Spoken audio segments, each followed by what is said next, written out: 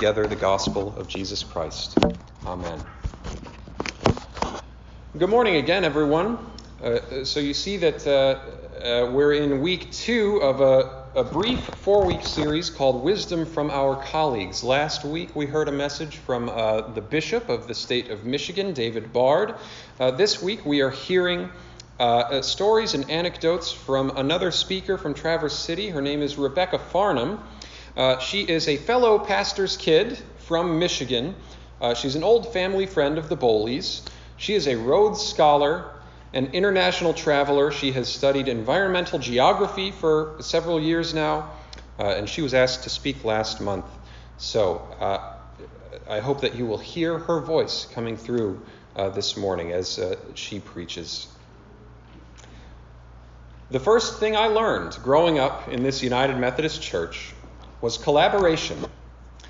It's kind of in the name. We're together, united, and there's a process, Methodist, collaboration. We all know on some level that we are not omnipotent, but society pressures us into trying to do it all. And we often feel like failures when we can't. Collaboration is really the only way anything gets done.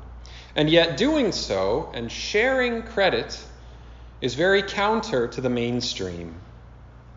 Regardless, it's something that our Christianity calls us to do.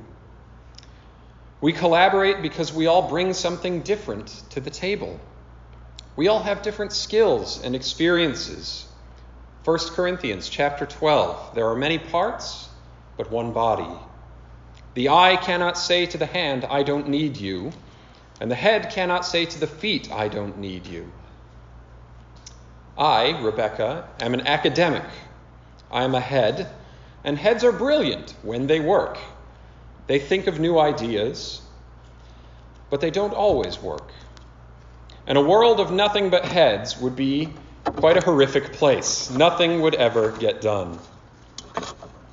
We need collaboration for leadership, because everyone has different gifts to contribute.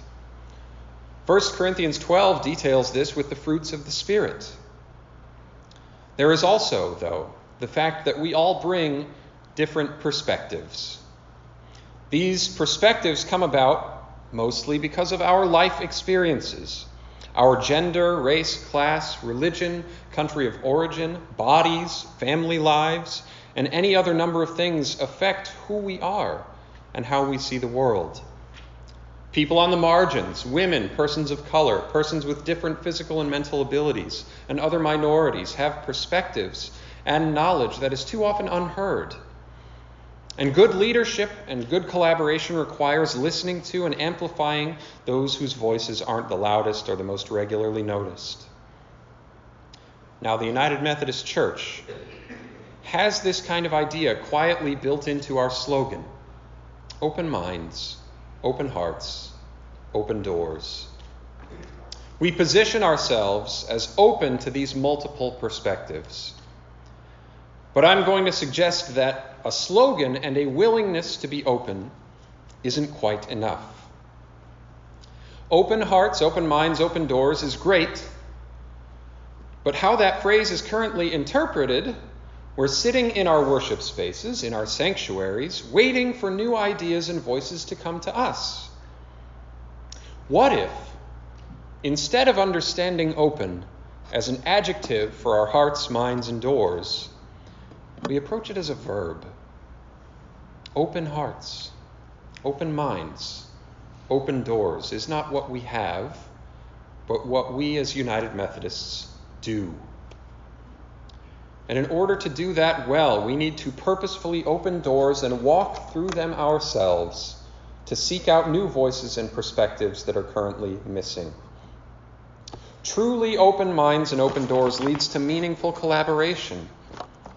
And it also requires a genuine respect for others.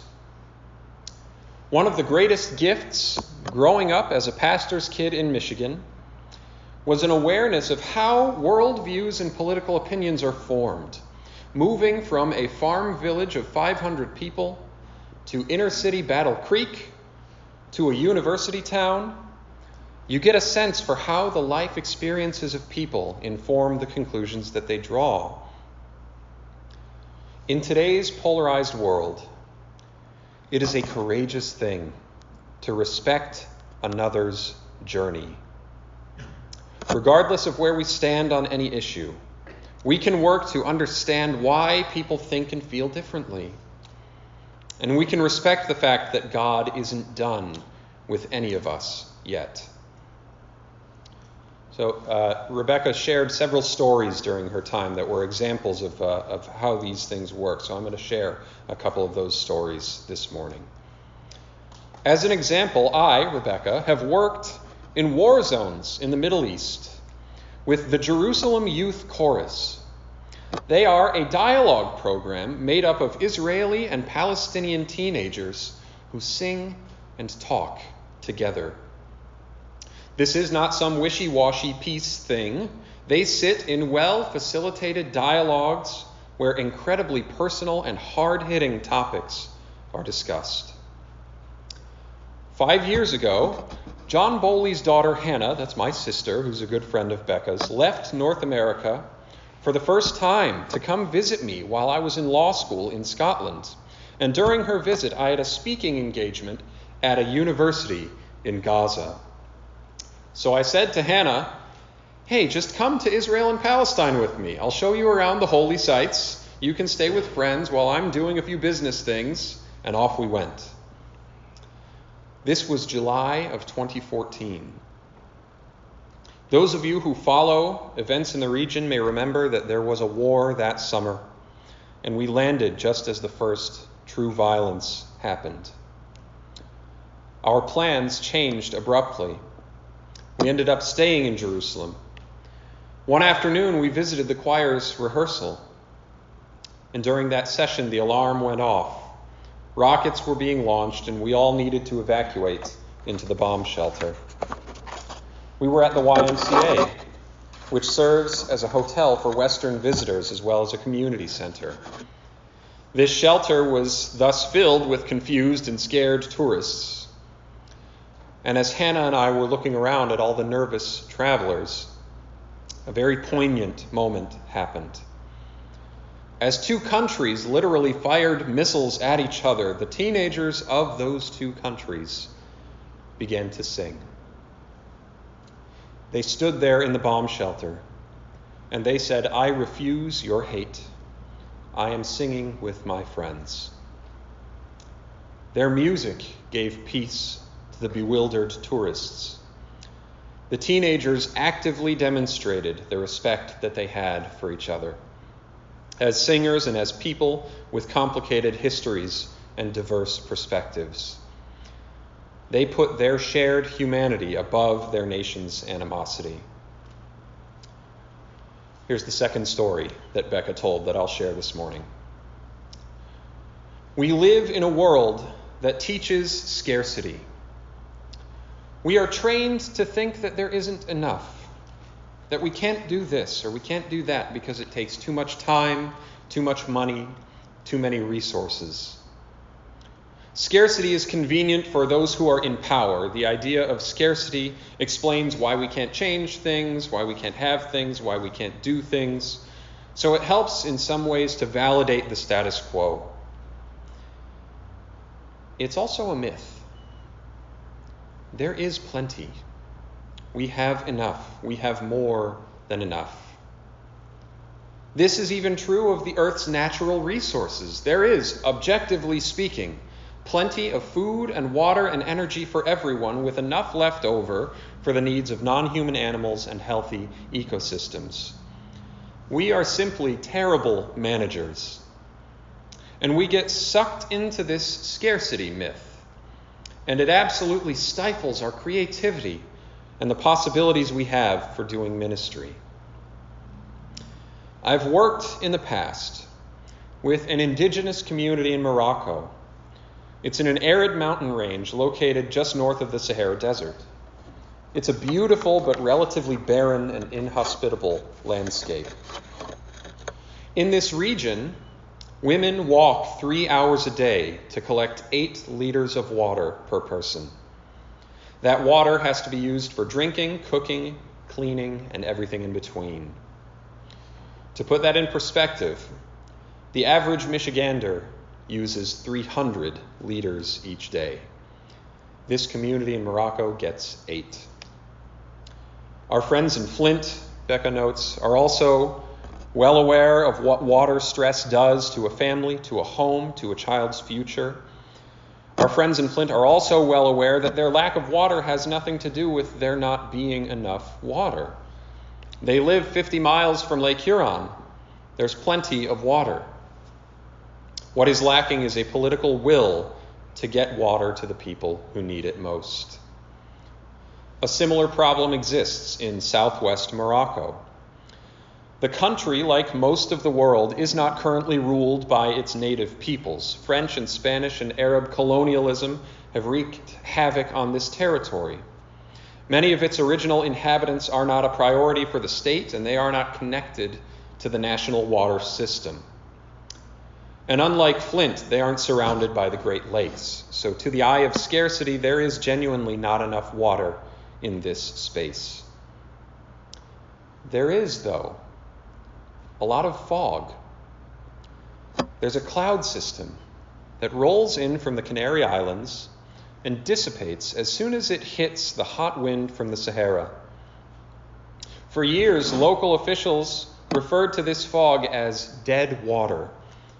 They knew what it was, but it was useless. It was a scarcity mindset. But one day, a local man had an idea that was not born of scarcity, but rather of abundance.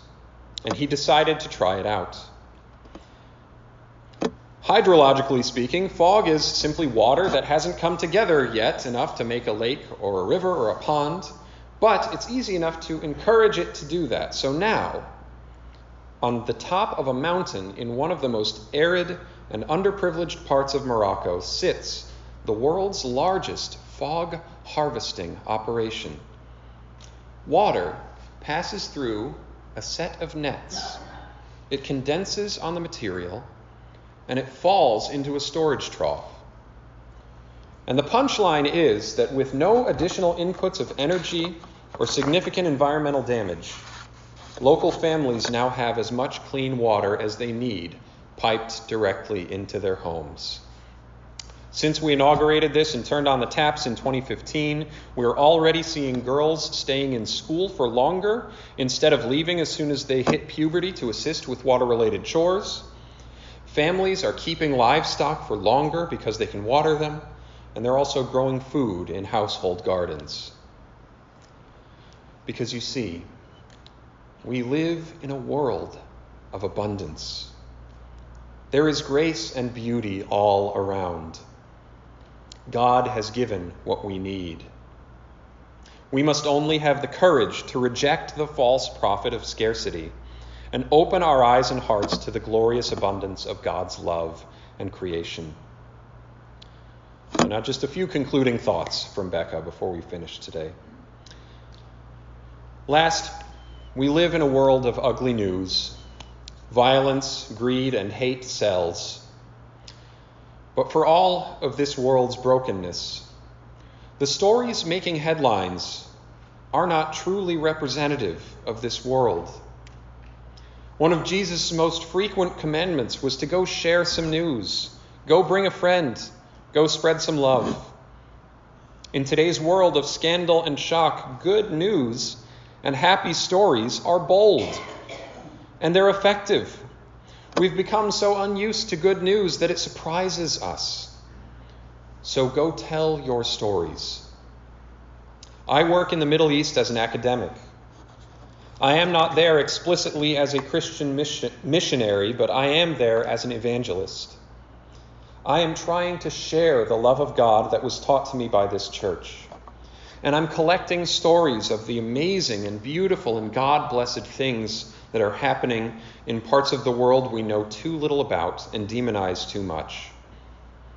In the classroom, I'm an evangelist for the lessons we can learn from what creative and abundantly thinking people are doing. No matter where you are based, or what your story is, you have some good news to share. Go share it. So please keep investing in ministry, keep gardening, invite different kinds of gardeners, and plant different kinds of seeds. See the beauty in other kinds of plants, and give them the water and food and energy that they need. Collaborate together. Open your hearts and minds and doors. Respect one another, and act in the abundance of God's grace. Then show off the harvest, and may it be bountiful. Amen and amen.